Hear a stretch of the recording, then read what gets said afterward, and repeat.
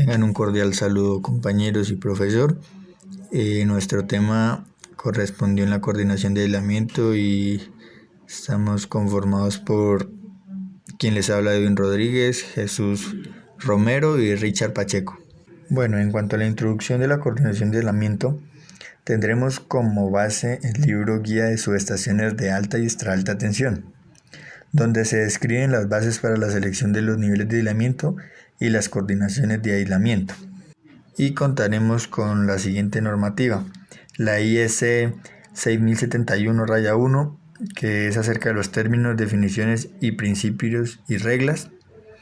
Tenemos la IS 60071-2, es la guía de aplicación, y la IS 60694, las cláusulas comunes para los equipos de alta tensión. Para hablar de la coordinación de aislamiento, primero debemos de hablar de definiciones. A continuación se darán a conocer una de las más utilizadas, según la norma IS 60071-1 de 1993. Tenemos el aislamiento externo. El aislamiento externo son las distancias en el aire y las superficies en contacto con el aire del aislamiento sólido del equipo. Estas están sujetas a los esfuerzos dieléctricos y a los efectos atmosféricos y otras condiciones externas, tales como la contaminación, humedad y otros factores. En la imagen se puede apreciar una subestación eléctrica aislada por aire, el aislamiento interno. Este aislamiento son las partes internas sólidas, líquidas o gaseosas del aislamiento del equipo, las cuales están protegidas de los efectos atmosféricos y otras condiciones externas. En este caso, como ejemplo, tenemos las subestaciones con aislamiento de gas, que son totalmente cubiertas. La configuración de aislamiento es la configuración geométrica total que consiste del aislamiento y de todos los terminales. Esto incluye los elementos tales como aislados y conductores, los cuales tienen influencia en su comportamiento eléctrico. Y podemos encontrar las siguientes configuraciones: trifásicas, las cuales consisten en 3 terminales de fase, un terminal de neutro y un terminal de tierra. La fase tierra es una configuración de aislamiento trifásico en la cual los terminales de fase no se tienen en cuenta, y excepto en casos particulares el terminal de neutro es aterrizado a tierra. Fase-fase es una configuración de aislamiento trifásico donde un terminal de fase no se considera. Y tenemos por último la longitudinal. Teniendo 2 terminales de fase y un terminal de tierra, los terminales fase pertenecen a la misma fase de un sistema trifásico temporalmente separados en 2 partes energizadas independientemente. Esto es el caso de los equipos de maniobra abiertos. Los terminales pertenecientes a las otras 2 fases no se consideran o se encuentran aterrizados. En casos particulares, uno de los 2 terminales de fase es considerado aterrizado. La coordinación de aislamiento es el conjunto de disposiciones tomadas con el objetivo primordial de evitar daños a los aparatos eléctricos debido a las tensiones que pueden aparecer en el sistema en el cual el equipo operará, y además de esto localizar las descargas de arco en los puntos en los cuales no pueden causar daño. En la imagen se observa un tipo de coordinación de aislamiento utilizado en una subestación eléctrica. Ensayos de tensión de soportabilidad normalizada. Dieléctrico realizado bajo condiciones especializadas para probar que el aislamiento cumple con las tensiones de soportabilidad normalizadas. Estas pueden ser ensayos de corta duración a frecuencia industrial, ensayos con impulsos de maniobra con impulsos atmosféricos y ensayos de tensión combinada. En la imagen se observa unos ensayos que se le están haciendo a una subestación de 115 kV. El flameo inverso. Este flameo es debido a descargas que parten desde el cable de guarda hacia alguna de las fases, debido generalmente a una descarga atmosférica. Mecanismos de limitación de sobretensiones. Estos son mecanismos que limitan de una u otra forma los valores picos o las duraciones de las sobretensiones. Estos se pueden clasificar como equipos preventivos o como equipos de protección. En la imagen se observa una descarga atmosférica en una subestación y en la otra una instalación de apartarrayos en una subestación eléctrica. Sobretensión es cualquier tensión entre conductor fase y tierra o entre conductores de fase, y es el valor pico el cual excede el correspondiente al valor pico de la tensión más alta de un equipo. Y en la imagen observamos un montaje de descargadores de sobretensión a 500 kilovoltios. Tenemos los tipos de sobretensiones. Según la norma IS 60071-1, clasifica estos esfuerzos a los cuales serán sometidos los equipos o sistemas por parámetros apropiados, tales como la duración de las tensiones a frecuencia industrial o la forma de onda de una sobretensión, en función de su efecto sobre el aislamiento o sobre el equipo de protección. Estos esfuerzos se clasifican de la siguiente manera. Tensiones continuas a frecuencia industrial. Se originan por la operación del sistema a condiciones normales. Bajo las condiciones de operación normal, la tensión a frecuencia industrial puede variar en el tiempo y ser diferente de un punto a otro del sistema. Sin embargo, para propósitos de diseño y coordinación de aislamiento, la tensión respectivamente a frecuencia industrial será considerada como igual a la tensión máxima del sistema. En la gráfica observamos una forma de onda continua. Sobretensiones temporales. Las sobretensiones temporales se caracterizan por su amplitud, su forma de onda y su duración.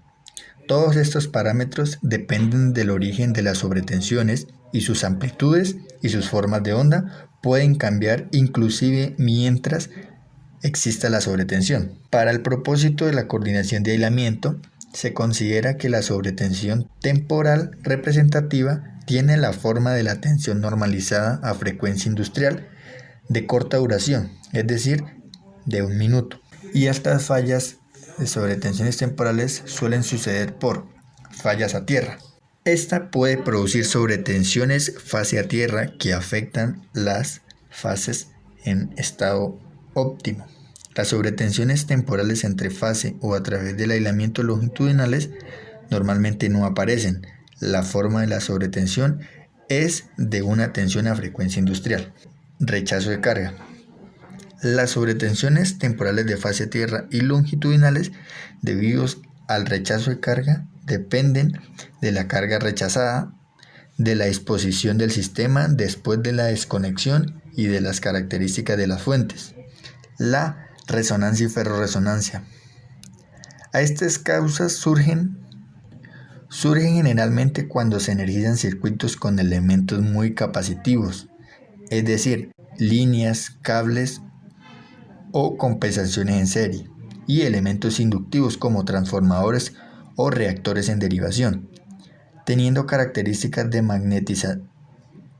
magnetización no lineales o como resultado de un rechazo de carga. Y debido a la ferrorresonancia, alcanzan valores extremadamente altos, los cuales deben ser prevenidos o limitados.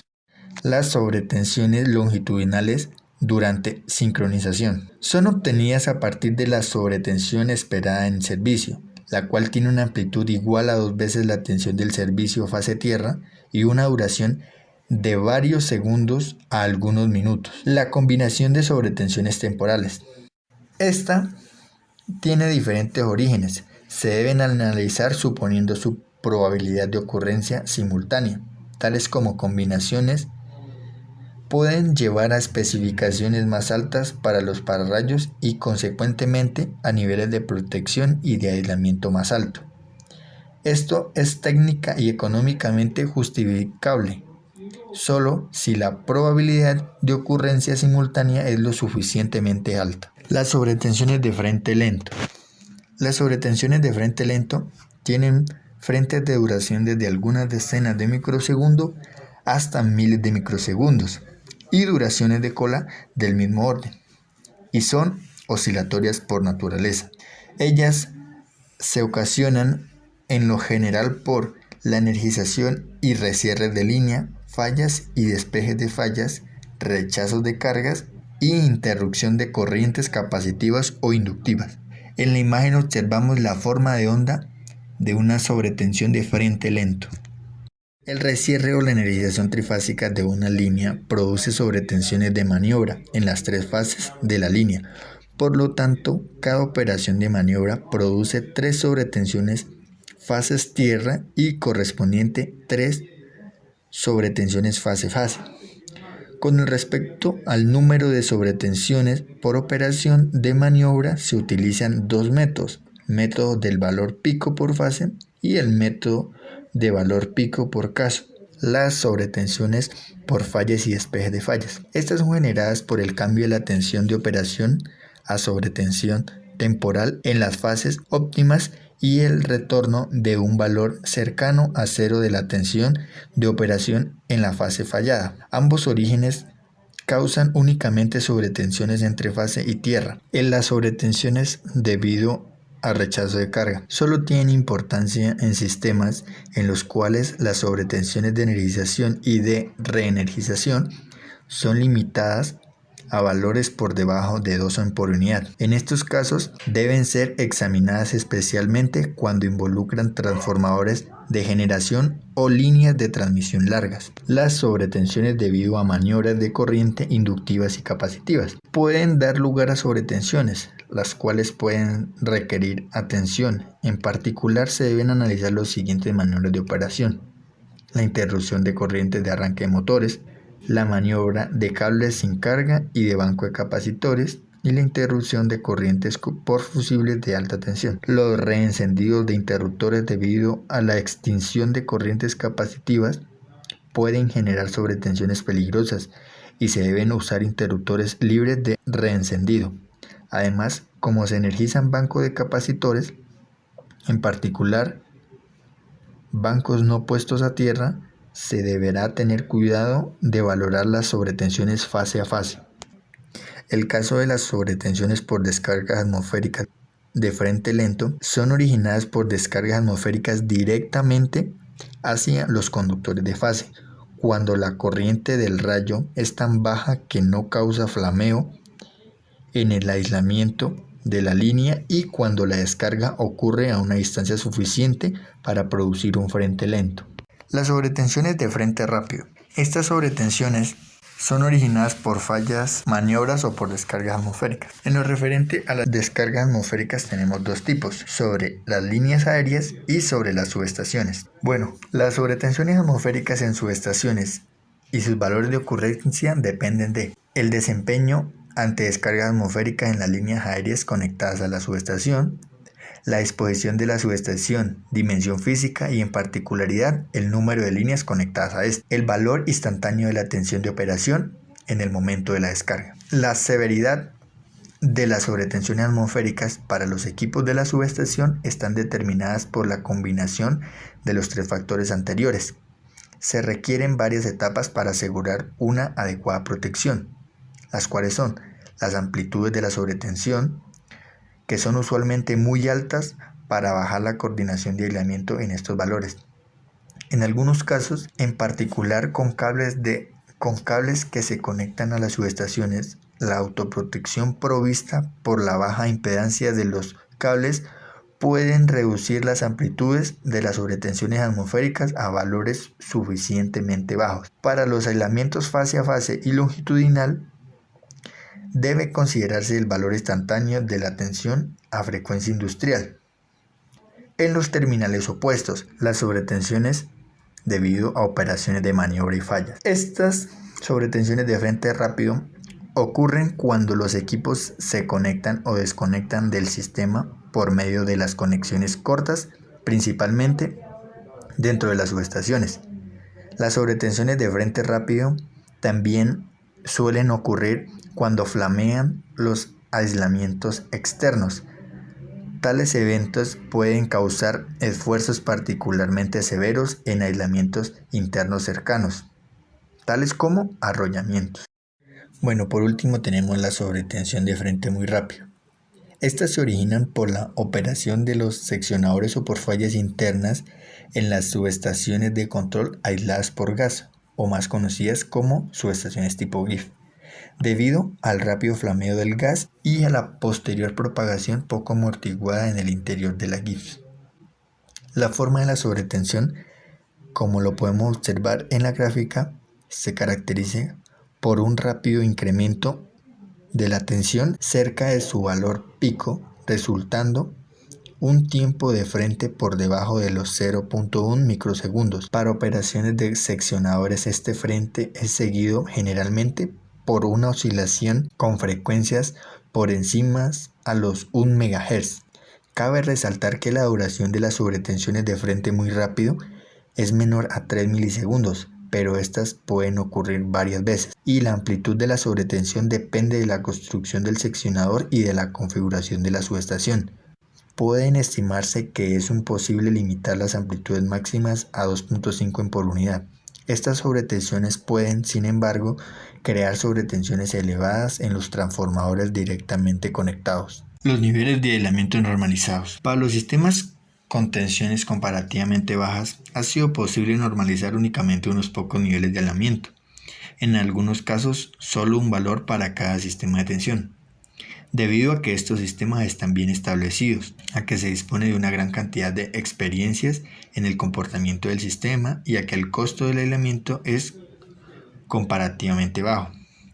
En cambio, para los sistemas de tensiones más altas se ha incluido un gran número de niveles de aislamiento para un diseño económico, particularmente debido a que estas tensiones son aplicadas tanto a sistemas grandes y bien establecidos como a sistemas pequeños y recientemente constituidos. A continuación se describen los niveles de aislamiento normalizados por la IEC de acuerdo con la clasificación por el nivel de tensión asignado y con las siguientes clasificaciones para el aislamiento fase a fase y aislamiento longitudinal.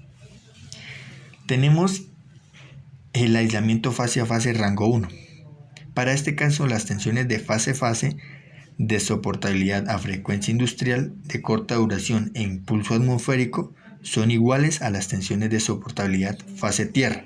Aislamiento fase a fase rango 2. La tensión de soportabilidad normalizada al impulso atmosférico es igual al impulso atmosférico fase tierra. En cuanto a los aislamientos longitudinales tenemos rango 1 y rango 2. El rango 1 hace referencia a las tensiones de soportabilidad normalizadas a frecuencia industrial de corta duración y al impulso atmosférico son iguales a las respectivas tensiones de soportabilidad fase tierra. Para el caso del aislamiento longitudinal rango 2, el componente del impulso de maniobra normalizado de la tensión de soportabilidad combinada con el valor pico de la componente de frecuencia industrial de polaridad opuesta y el componente normalizado del impulso atmosférico de la tensión de soportabilidad combinada es igual a la respectiva tensión de soportabilidad fase tierra. Características de los mecanismos de protección contra sobretensiones. Las observaciones generales. Existen dos tipos normalizados de mecanismos de protección contra sobretensiones, los cuales son pararrayos de tipo resistencia no lineal con descargadores y los pararrayos de óxido metálico sin descargadores. Adicionalmente, los explosores son considerados como una alternativa para limitar sobretensiones, aunque no han sido estandarizados por la IEC. Cuando se emplean otros tipos de mecanismos de protección, su protección debe ser descrito por el fabricante o establecimientos o establecidos por medio de pruebas. Lo referente a los pararrayos de tipo resistencia no lineal con descargadores en serie. Estos se componen de una resistencia no lineal de carburo de silicio y sus características están dadas por la norma IEC 60099-1. En el caso de las resistencias sea óxido de metal, debe referirse a la norma IEC 60099-4. Bueno, las características de protección relacionadas con sobretensiones de frente rápido están definidas por las siguientes tensiones. Según la IEC 60099-1 de 1999. Tensión de cebado para impulso tipo atmosférico normalizado, tensión residual a la corriente de descarga asignada seleccionada, tensión de cebado al frente de onda. El nivel de protección al impulso atmosférico se toma como el mayor de los siguientes valores. Máxima tensión residual a la corriente de descarga asignada por la selección. Y tenemos las características de protección relacionadas con las sobretensiones de frente lento. El nivel de protección de un pararrayos es caracterizado por las normas de tensión de cebado para impulso de maniobra especificados en la IEC 60099-1. El nivel de protección al impulso de maniobra de un pararrayos es la máxima tensión de cebado para esas formas de impulso. Si el pararrayos contiene descargadores activos, la tensión total mostrada por el pararrayos cuando descarga impulsos de maniobra debe ser suministrada por el fabricante, ya que esta puede ser mayor que la tensión de cebado. En esta imagen observamos los pararrayos tipo estación con una resistencia altamente no lineal. Continuando, pararrayos de óxido metálico sin descargador. Sus características están dados bajo la norma IEC 60099-4. Las características de protección relacionadas con sobretensiones de frente rápido. El nivel de protección de los pararrayos de óxido metálico es caracterizado por las siguientes tensiones: tensión residual a la corriente de descarga nominal seleccionada y tensión residual al impulso escarpado de corriente. El nivel de protección al impulso, en donde tensión residual es la tensión que se desarrolla en el interior de un metal debido a cambios bruscos de temperatura, la deformación plástica u otras causas. El nivel de protección al impulso se toma para propósitos de coordinación de aislamiento como la máxima tensión residual a la corriente de descarga asignada. Las características de protección para sobretensiones de frente lento. Bueno, las protecciones es caracterizada por la tensión residual a los impulsos de corriente de maniobra especificados, en la cual pues más adelante les voy a hablar. En unas tablas les voy a mostrar bajo la norma IEC y bajo la norma AAA, donde nos muestran las corrientes de maniobra especificadas para tal caso. Explosores, o también conocidos como pararrayos de cuernos. El explosor sería el sistema de protección más sencillo y económico que existe. Consiste en dos varillas, conocidas como electrodos, de las cuales una se conecta a la catenaria o conductor a proteger de las sobretensiones y la otra varilla se conecta a tierra. Y también existen otros tipos de explosores, los cuales llevan una varilla central llamada varilla antipájaros, como la que vemos en la imagen. Justo en medio para protección de las aves, ya que si queda una ave entre las dos varillas, no solamente crearía un cortocircuito electrocutando al ave, sino que además si se queda la misma enganchada, tendríamos un cortocircuito permanente, pues que nos haría disparar las protecciones pertinentes de esa línea. Como podemos ver, las dos varillas, el electrodo de tierra y el electrodo de fase, están a 45 grados con respecto a la varilla de antipájaros. Bueno, estas dos varillas están dispuestas de tal forma que al aparecer el arco, como consecuencia de la evolución de la sobretensión, alargarán el arco, consiguiendo que se restablezcan rápidamente las condiciones de rigidez dieléctrica. Aun siendo así de sencillo, los exploradores tienen una serie de inconvenientes, entre ellos que dejan pasar ciertas sobretensiones. Y pues como en la imagen podemos ver las otras partes, que es el soporte del electrodo, el aislador de anclado rígido y el dispositivo que permite el ajuste de B e inmovilizar el electrodo. Las características de la rigidez de aislamiento. Pero primero vamos a hablar un poquito acerca de la rigidez dieléctrica. Bueno, la rigidez dieléctrica es el valor límite del campo eléctrico en el cual pues un material pierde sus propiedades.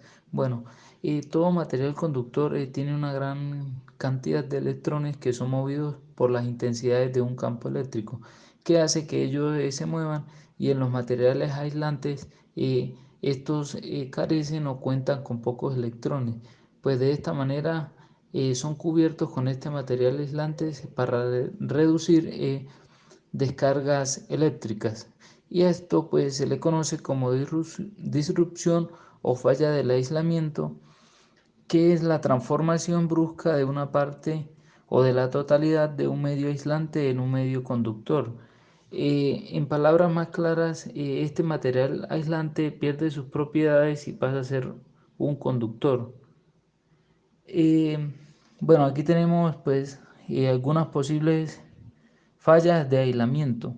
Una que es el inicio de la ionización en uno o varios puntos. ¿Qué sucede? Que por estos conductores, al perder sus propiedades, entonces el aire alrededor de él se va a ir ionizando en uno o varios puntos, ¿sí? Eso es lo que quiere decir. Entonces, también el crecimiento de un canal ionizado a través del conductor de aislamiento, ¿sí? Lo que hablábamos anteriormente. Entonces, ¿qué pasa? Que por este pues, conductor va perdiendo sus propiedades y va creciendo, digámoslo así, va creciendo la disminución de este aislamiento.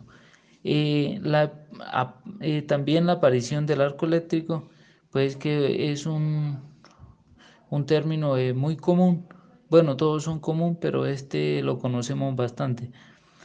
Que es una descarga continua entre dos conductores separados ligeramente, por donde pasa la corriente al hacer conductor el aire o gas comprendido entre los mismos. Eh, También, bueno, tenemos otros factores de influencia como la magnitud, que va a ser pues la tensión aplicada, la duración de esta magnitud y la polaridad de las tensiones aplicadas. La distribución de campo eléctrico en el aislamiento, que se clasifica en homogéneo o no homogéneo. Y en el homogéneo, el campo eléctrico homogéneo se da pues cuando la intensidad del campo es el mismo en cada uno de la región, o por decirlo en otras palabras, en cada tramo del conductor va a tener el mismo valor, y lo contrario va a ser la no homogénea. También el tipo de aislamiento, si es líquido, gaseoso o sólido. El estado físico de aislamiento, pues que es influenciado pues por factores como la temperatura, la presión, los esfuerzos mecánicos, la deformación del aislamiento. Esta deformación del aislamiento es debido a esfuerzos eléctricos, esfuerzos mecánicos, también por efectos químicos y pues por factores ambientales como la humedad. En esta diapositiva les voy a hablar acerca de los cálculos de la coordinación de aislamiento. Las sobretensiones se dividen en temporales, de maniobra y atmosféricas. Sí, como podemos ver en el gráfico, en la parte X está la duración y en la parte Y pues está el voltaje por unidad. Como podemos ver, es diseñado para un sistema de voltaje en el cual pues vamos a tener las sobretensiones temporales, que va a tener el orden de los segundos, y vamos a tener un otro salto en la gráfica para las sobretensiones de maniobra, que va a tener una duración de los microsegundos, y las sobretensiones tipo atmosféricas, que va a tener una duración de los microsegundos.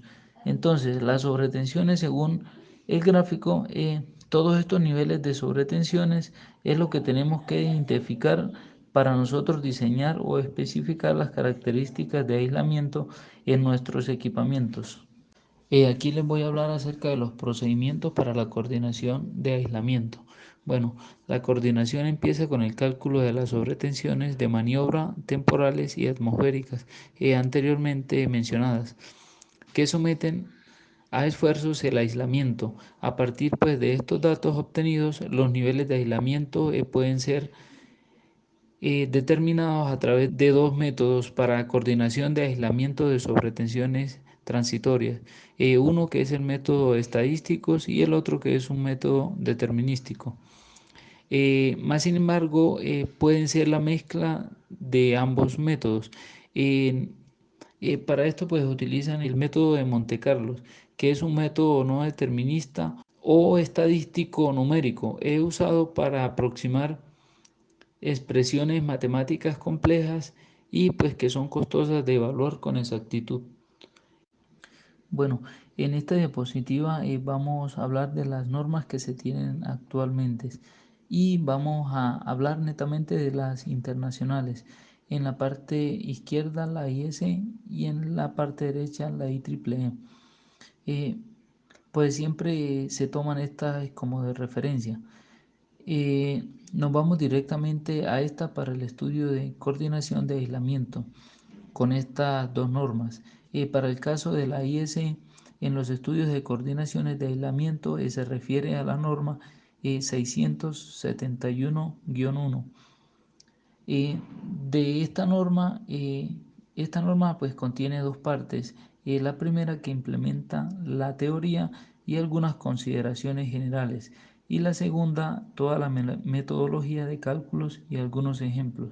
Lo tedioso de esta norma es que no se tiene un orden secuencial. No es que uno vaya a leer el punto 1, 2 y 3, no. Tiene una secuencia correlativa, o sea que de la página 70 lo puede enviar a uno a la página 20 y de la 20 lo puede enviar a la 50, por ejemplo. Entonces esta norma está distribuida a través de toda la normativa. Cabe señalar que estas metodologías para el cálculo de coordinación de aislamiento son metodologías estadísticas. El método determinístico y estadístico no son procedimientos pues concretos o tangibles, o sea, es una fórmula matemática donde uno la aplica y definitivamente obtiene los valores identificados para los niveles de soportabilidad, para los que o sea, que son para el sistema. Lo que la norma hace es una recopilación de toda la información a lo largo del tiempo en el que ingenieros han trabajado en ello y han creado una serie de curvas y factores. Y es lo que vemos en esta norma. O sea, valores estadísticos que tenemos que tomar en consideración. Digamos un ejemplo. ¿Por qué digo esto? Esto significa que Jesús puede tomar un criterio para factores de falla a tierra de 1.2 y Edwin un factor de 1.25. Pues lastimosamente la norma está hecha así y no podemos determinar un mismo factor para un cálculo similar. Pero sí se deben tener consideraciones bien claras en este tema a fin de no exagerar ni tampoco despreciar algunos valores que se deben tener en consideración. La norma IEEE pues no difiere de la IEC, como lo vamos a saber a continuación. Esto es un tema, esto es un tema que pues necesita mucha práctica. También, como lo investigué, mucho criterio del ingeniero que va a realizar el estudio de la coordinación de aislamiento. Por eso, bueno, la norma IEEE tiene muy parecidas las consideraciones que la IEC y difiere en algunos cálculos y algunos términos. Un ejemplo que encontré es que si se construye un trafo y se va a realizar el estudio de coordinación de aislamiento con los equipos agua arriba o agua abajo, para este equipamiento la recomendación es utilizar la IEC. ¿Por qué la IEEE no? Porque lo que pasa es que la IEEE tiene unos rangos diferentes, como los vamos a ver más adelante. Siguiendo con las generalidades en las normas, seguimos utilizando las normas IEC y hacer una comparación con la IEEE a ver qué diferencias tienen. Esto lo vamos a hacer de una manera rápida, al menos las diferencias más marcadas de estas dos normas.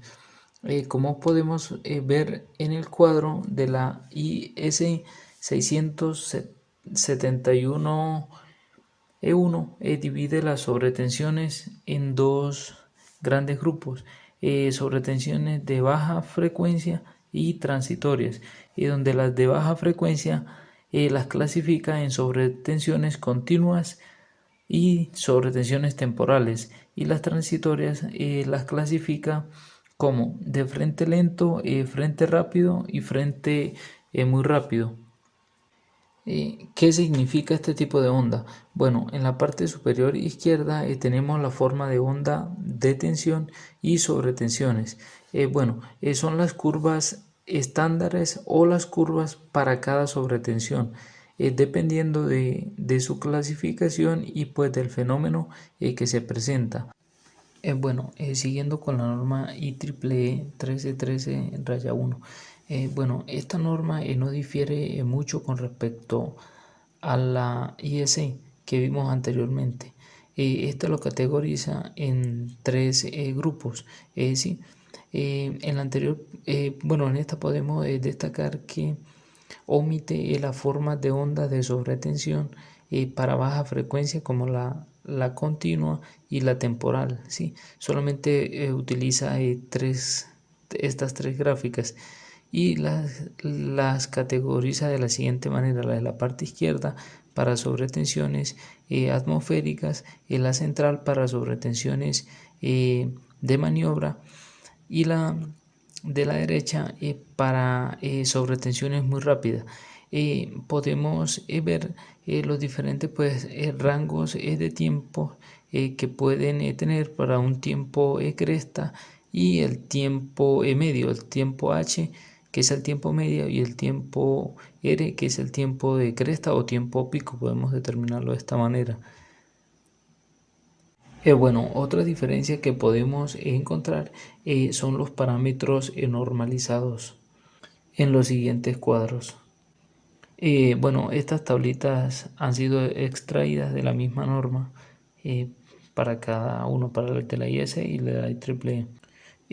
Podemos identificar que tienen valores muy parecidos. En la IEEE podemos ver que inicia con 15 kb y termina en 242, pero no quiere decir que ese sea el límite. Hay otros mayores a 242, pero que por lo grande de las tablas no los incluye. Bueno, cabe destacar que esta tabla está dada para los estándares de voltaje clase 1, que están entre 15 kb y 242 kb. Y para la tabla 2 de la IS, valores de mayores a 1 kb y menores a 245 kb. Bueno, la primera es para tensiones nominales, la segunda es para sobretensiones de maniobra y la tercera es para sobretensiones al impulso rayo.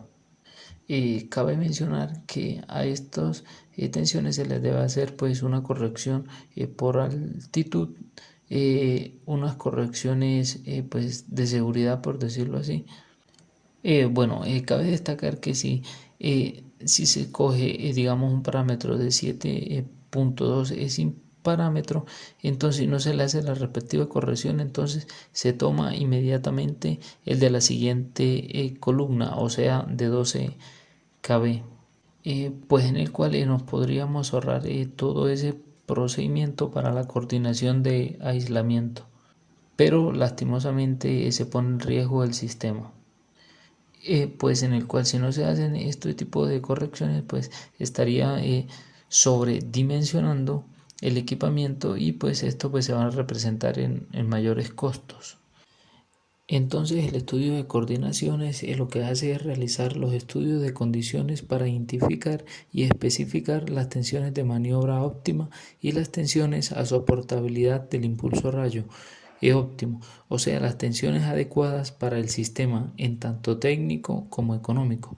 Bueno, ahora ustedes se preguntarán por qué existen en ciertas columnas tres valores BIL.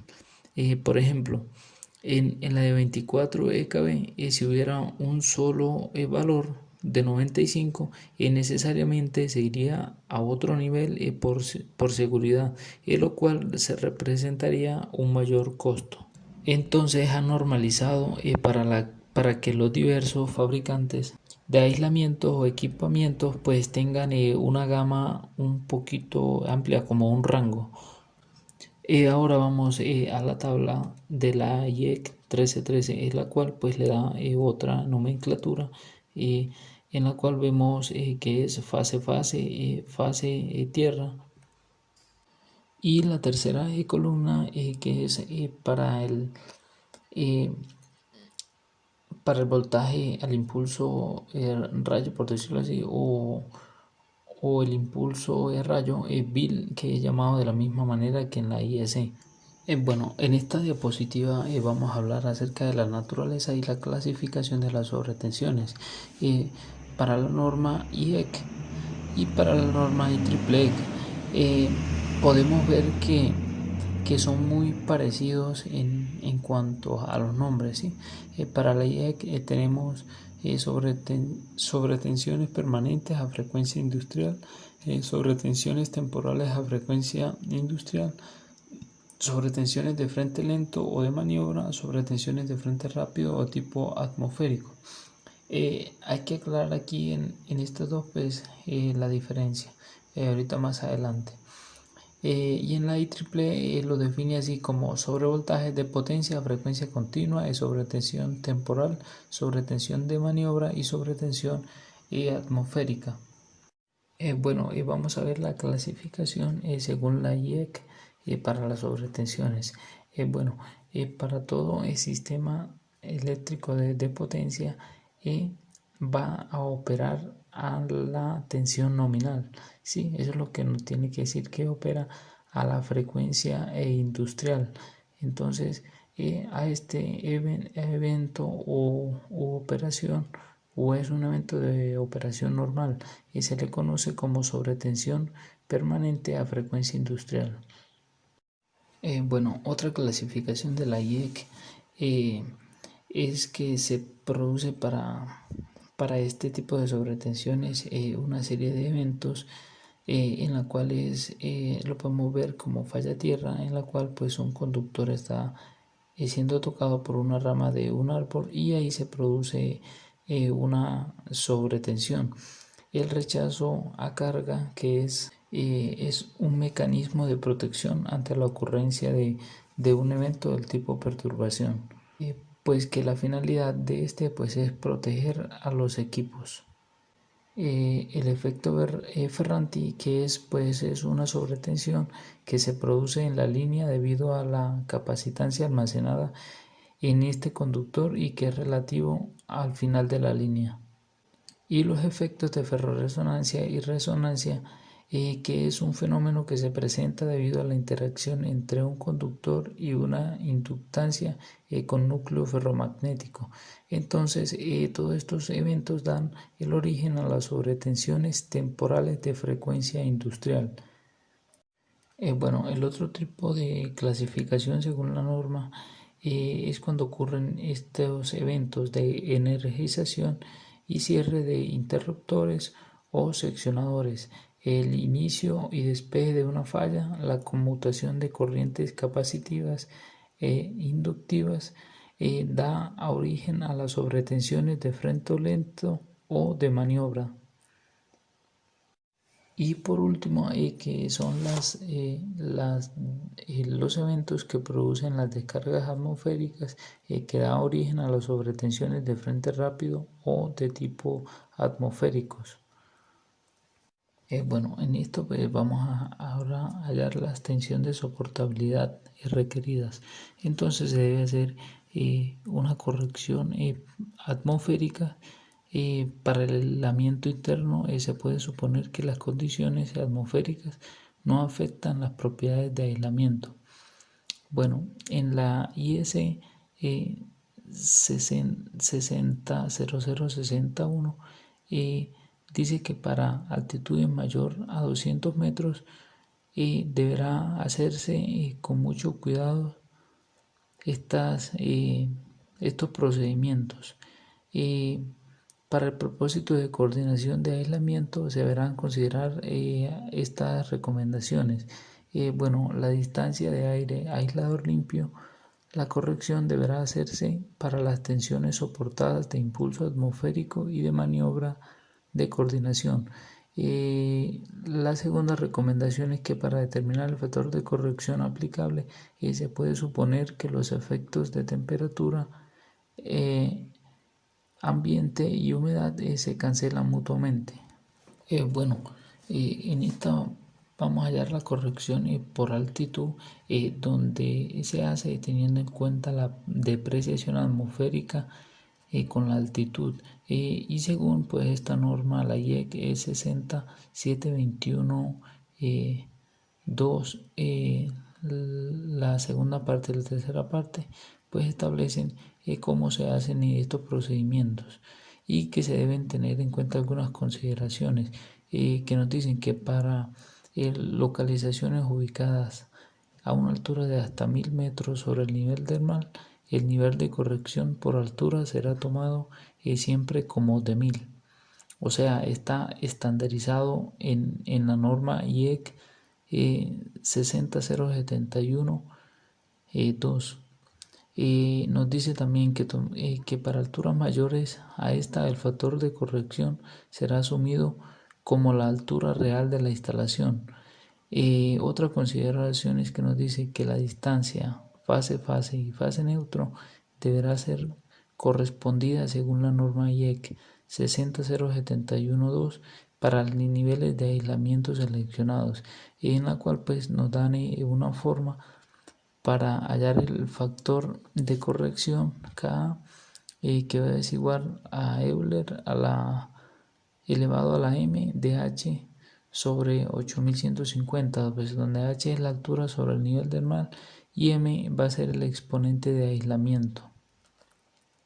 Bueno, estas correcciones por derrateo son pues aplicadas debido a las modificaciones del ambiente, resistencia eléctrica y la capacidad de enfriamiento del dispositivo. Bueno, en esta diapositiva vamos a hablar o a calcular el factor de seguridad. Según el anexo B de la normativa IS 60505, contempla ciertos factores que se deben tener en cuenta, como lo es el esfuerzo térmico. Bueno, este esfuerzo es debido pues como estos conductores están sometidos a una constante tensión, ellos van a sufrir de pérdidas entre sus propiedades de conducción. Otro sería los esfuerzos eléctricos de estos conductores. La otra sería esfuerzos medioambientales, como lo pueden ser la temperatura, la humedad, la lluvia, pues van a provocar ciertos inconvenientes en la conducción pues de la electricidad.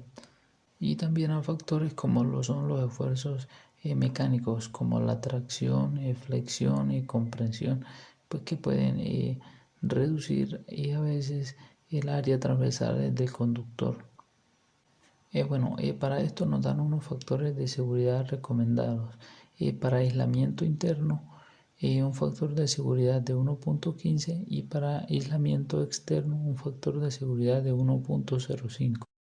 Siguiendo con la exposición, tenemos la tensión de soportabilidad normalizada y procedimiento de prueba con respecto a los factores de conversión de pruebas, en el que podemos distinguir dos rangos. Está el rango 1 y el rango 2.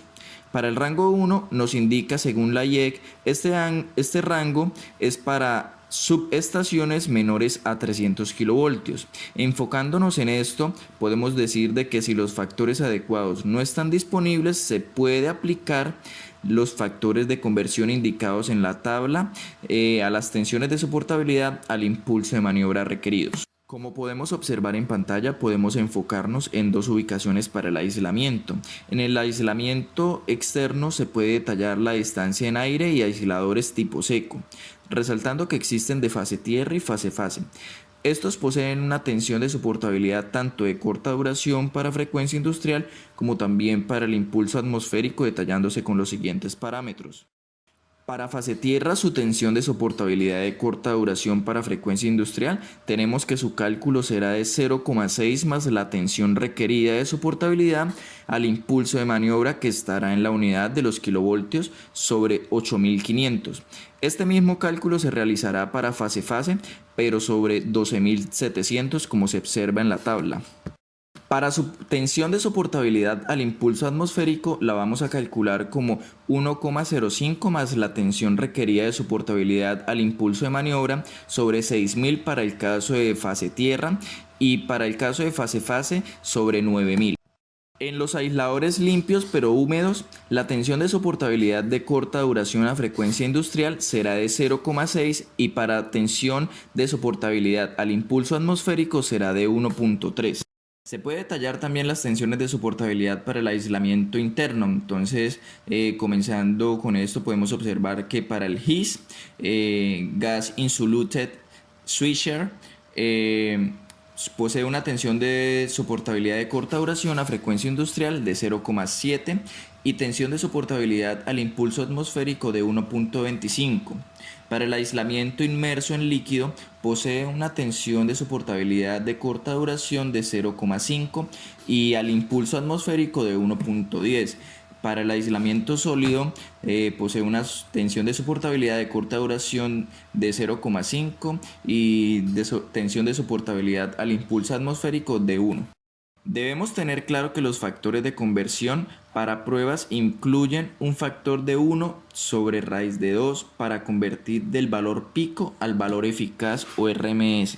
Para el rango 2 tenemos una tensión de soportabilidad mayor o igual a 300 kV, la cual nos indica que si los factores adecuados no están disponibles, se pueden aplicar los factores de conversión de pruebas indicados en la tabla para la conversión de la tensión de soportabilidad de corta duración a frecuencia industrial. Esto se debe con respecto al impulso de maniobra. Estos factores también se deben aplicar al aislamiento longitudinal. En este caso, pues se puede observar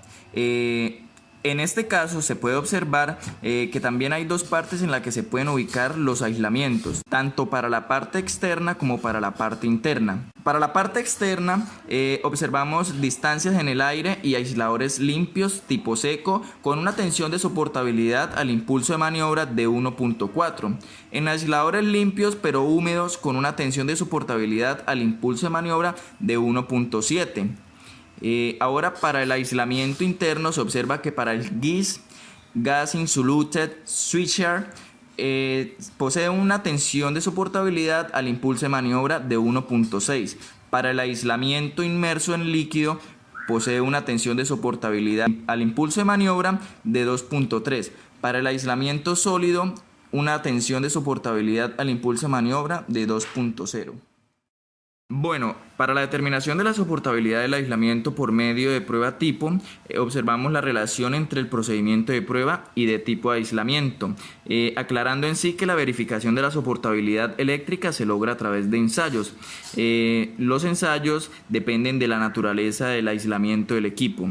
Esto viene con base a la IEC 60071-1, que divide el aislamiento en las clases regenerativo y no regenerativo.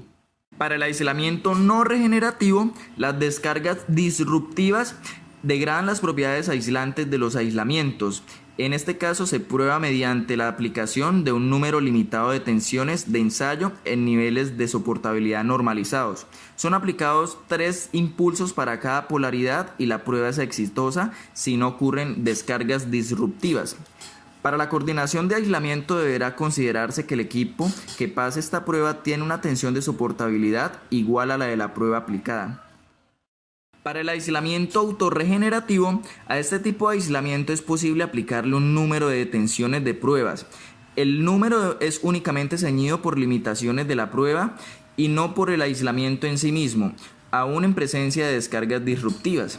La ventaja de aplicar muchas tensiones de prueba es que la información estadística relacionada con la soportabilidad del aislamiento puede ser reducida.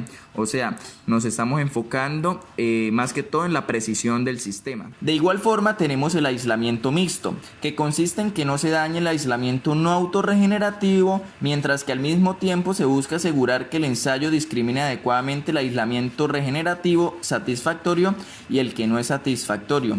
En sí, que haya una coordinación de aislamiento. Observando ya la selección de las tensiones de las pruebas tipo, para los equipos que contienen únicamente aislamiento externo, la prueba se lleva a cabo con la tensión de soportabilidad normalizada aplicando factores de corrección atmosférica en la norma IEC 60060-1. Para equipos que contienen únicamente aislamiento interno, la prueba se lleva a cabo con la tensión de soportabilidad normalizada no corregida. Para equipos que contienen aislamiento externo e interno, el factor de corrección será aplicado siempre que el factor de corregido esté entre 0,95 y 1,05. En este caso podemos observar el artículo de profundización, que es un artículo coreano escrito por los autores Hasan Lee, Dong Hae-jong, Seung-ryul Lee, Byung Mo-yang, Hilson Yang, que nos describe la coordinación del aislamiento y el diseño de pararrayos para el sistema de cables HTS en la subestación Incheon. En sí, ¿qué es el cable HTS? El cable HTS es un cable superconductor de alta temperatura. Las consideraciones más importantes en este documento es de que es necesario estudiar la respuesta al rayo del cable HTS, que el modelo analítico se ha desarrollado para el cable HTS en la subestación, que el descargador de sobretensiones es diseñado por medio de simulaciones. Entonces, estudiando más a fondo también el artículo, nos damos cuenta de que la subestación Incheon posee un voltaje nominal de 22.9 kilovoltios, posee una capacidad de 50 megavoltiamperios y pues básicamente lo que se encarga de estudiar es el conductor HTS y cómo se encuentra compuesto. De igual forma también busca proponer un diseño de coordinación de aislamiento y diseño de pararrayos para el sistema del cable. También el aspecto del análisis económico dado por el cable es muy costoso y pues la coordinación del aislamiento debe ser muy adecuada para evitar la ruptura de dieléctrica causada por descarga de rayo, que debe considerarse.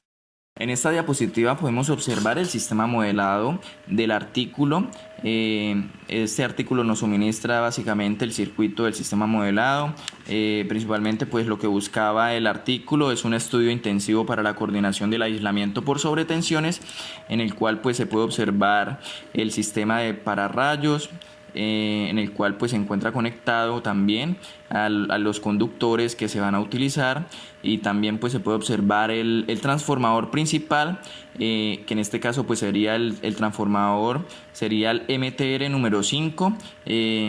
Este transformador se conecta con el cable HTS por medio del devanado secundario y pues de ahí se conecta al barraje. Siguiendo con el sistema de modelado, podemos observar la estructura de cómo se encuentra el aislamiento para los superconductores. También se puede decir de que estos conductores deben ser dependientes de la frecuencia del sistema. En este caso, pues se puede observar de que los dos conductores, el HTS y el CNCB, son de 600 milímetros cuadrados y la longitud del HTS recorre en la subestación 500 metros, mientras que el CNCB recorre una longitud de 450 metros. Muchas gracias por su atención, compañeros y profesor. Espero les haya agradado el tema de coordinación de aislamiento. A continuación pues vamos a observar también la bibliografía referente al tema.